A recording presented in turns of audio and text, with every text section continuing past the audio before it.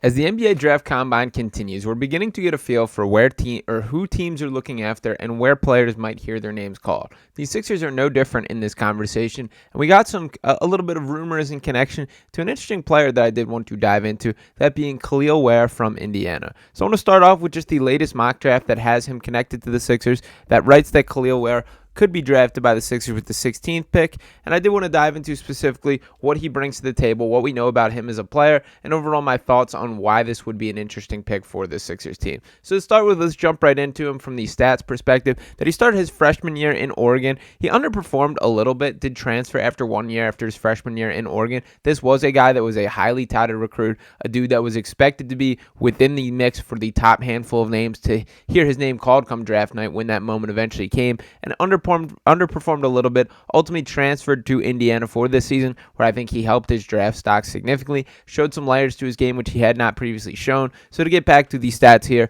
that this season at Indiana, a little more impressive stuff: 15.9 points per game, 9.9 rebounds, 1.5 assists, 1.9 blocks per game, also shot an impressive 58.6% from the field, and knocked down three-pointers at a 42.5% rate. I will note that he shot just 63.4% from the free throw line, which is something I think is important and oftentimes is correlated when projecting a player as a shooter, which does make me a little bit skeptical of the 42.5% three-point percentage, but nonetheless, it's sure better to see the shots go in than see them miss there, and that is exactly what he's done. So I want to dive into a couple deeper dives on who he is as a player, and then talk a little bit on how it constrains to the Philadelphia 76ers. So I'm going to start with this breakdown here. And this is written that Kel'el Ware came into college with a ton of hype and momentum, but didn't flourish in his 1 year at Oregon. Hopefully the transfer to Indiana will reignite his career and help him to realize his immense potential. Ware is a highly skilled center with a decent post game and a nice ability to stretch the floor with his outside shot. He's also a big-time athlete for a 7-footer, showing explosiveness above the rim ability thanks to his leaping ability and great length. He has really good size, long arms, and a solid frame, which will carry a lot more muscle weight as he grows older. Has a decent bit of ball handling and passing ability for a big, needs to play with more consistent intensity to reach his ceiling. The sky is the limit for how good he is, but he needs to work to get there. So one of the common themes, or I guess complaints, that I've seen with Kel'el Ware are there are a few questions about his motor, that it feels like he is a guy that when he's locked in, he is electric, he is productive, he's everything you want him to be, but you do not get that on the night-to-night basis in the way that you hope to for every player. And for Ware specifically, to kind of project my thoughts on him, for as far as an NBA player comparison, I have seen a lot of the Jared Allen thrown out there. I see a little bit more Nick Claxton in his game, that I do think as his role in the NBA, a lot of it is going to be catching lobs. He has a huge lob radius, that some really impressive highlight reel dunks that are worth looking up as far as him catching it, cranking it behind his head, and slamming it down. I also think defensively that he has shown a decent ability to hold up in post coverage when he is getting back down, holding up with his strength better than I think you would assume by looking at his frame. But his best asset is as a shot blocker, and more specifically when covering up for others, making that type of play where he rotates others when somebody else's man is going up for a shot and sends it 10 rows back into the bleachers. Those are the things that he can do.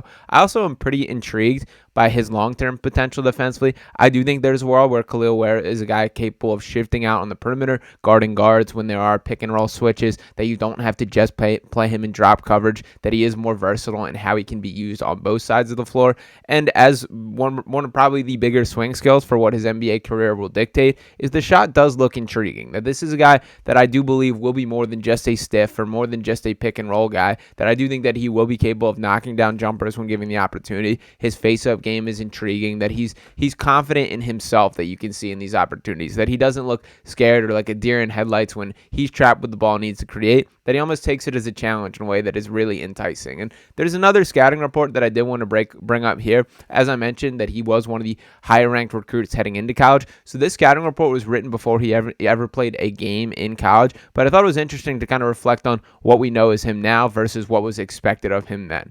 So to dive into this, again, the NBA comparison, Jared Allen is thrown out there. I don't see that as much as people keep connecting it, but I've seen a ton of it.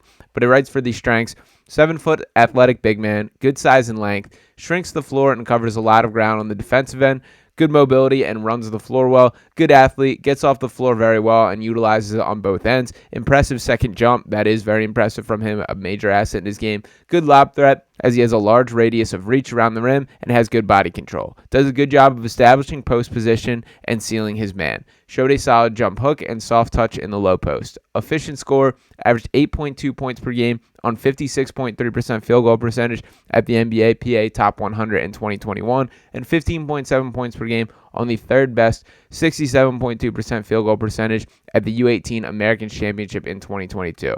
Good face-up shooting and the perimeter too often to try to be a guard. Good defender and timing as a shot blocker. Finished fourth with 1.8 blocks per game at the U18 Americans Championship in 2022.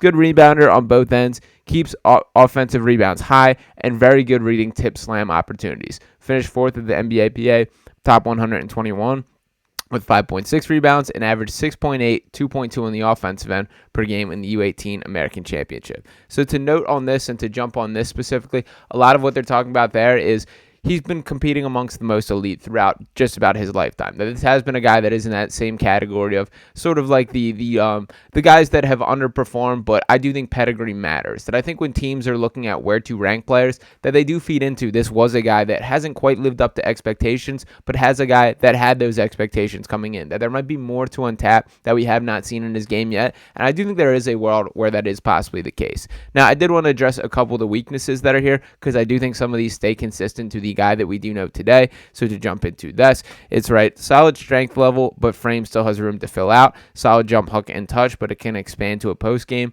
as he doesn't see much competition in terms of matching his size and athleticism throughout high school. A bit inconsistent handling double teams. There are cross court passes to the open man, while other times he loses it by putting it down in traffic or travels. Minimal ability to put the ball on the floor and doesn't pass well on the move. Mishandles passes at times, picks up unnecessary fouls by leaving his feet when trying to block every shot rather than staying in position and contesting.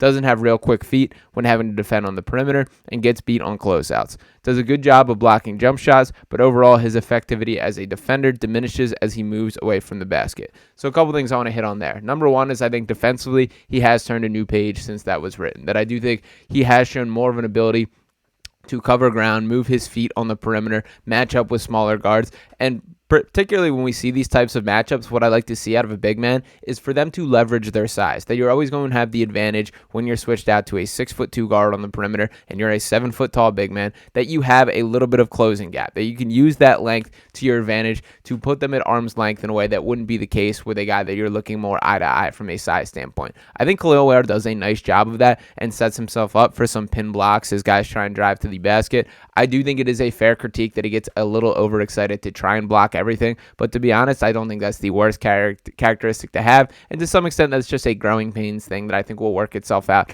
as he continues to play more basketball and as his minutes are more important for him to stay on the floor. And then as far as some of the grab and go stuff, the putting the ball on the floor, I actually think he's kind of turned that into a little bit of a strength of his. I'm not saying he's going to look like the next Victor Wembanyama, but there will be moments in which he gets a rebound, is able to take it coast to coast, and is comfortable doing that completely himself. That he's not just a big man in the traditional sense. And the other pushback that I'll have on the weaknesses here is I don't care if this man can drop into the post and get buckets that way or not. That frankly, when you think about the modern NBA, there's very few players that are still effective and still play out of the post on a regular basis. Kel'el Ware does not need to be one of them. That I'm more than content with him being a rim-running, lob threat type big man.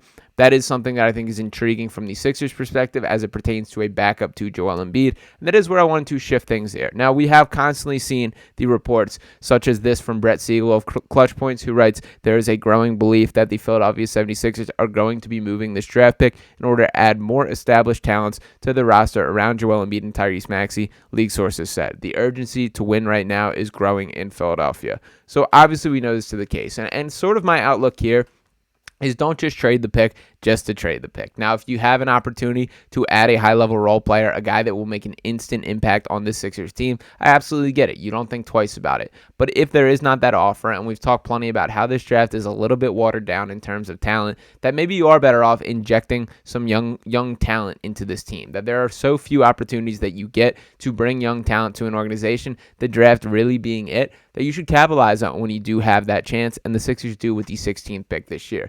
And when specifically talking about Kel'el Ware and his fit on the Sixers team, you would be picking your backup center of the future. And why I think this is interesting as it pertains to this year and this Sixers team, obviously we know what Joel Embiid means to this team. We've seen the plus minuses when he steps off the court, how things completely seem to fall apart. Paul Reed has been the guy holding down the fort to this point. Now, I think Paul has been better than I think the overall perception of him is. But what's specifically interesting this year is when the Sixers did match that contract for Paul Reed last year, that it did not guarantee the final 2 years of his deal. So he's currently on a non-guaranteed deal that the Sixers can decide whether to pick up or not. If they want to make the wise financial decision here, you draft Kel'el Ware to be your potential long-term big man, and then you cut Paul Reed. You're cutting off $8 million from salary right there. Now, I like Paul Reed. I ultimately would like to see him back, but I don't think it's the worst idea to challenge him. And I do think Kel'el Ware has a significantly higher ceiling as a guy that could be more than what Paul Reed will ultimately be in the NBA. So if that is the mindset for the Sixers team, if they believe that is a weakness, which I think is completely fair, he is a guy who's a very good rebounder. He is a guy that will be a clean-cut fit for what you hope for in a backup center, specifically in today's NBA. So I'm not entirely against this. I know I already dropped a breakdown on Devin Carter. That is a guy that I have a little bit higher on my list as far as the draft prospects, but I can understand the mindset between looking at Kel'el Ware. We're going to be diving into a couple other names to keep an eye on, specifically as the draft gets closer. But let me know what your guys' thoughts would be on Kel'el Ware. Would you be into this backup center idea and releasing Paul Reed? Anything else you got on your mind, let it fly in the comments. Make sure you're smashing that subscribe button to keep the Sixers Digest family growing, and dropping a like on this video to let me know you're listening. I'll be talking to you next time. Peace.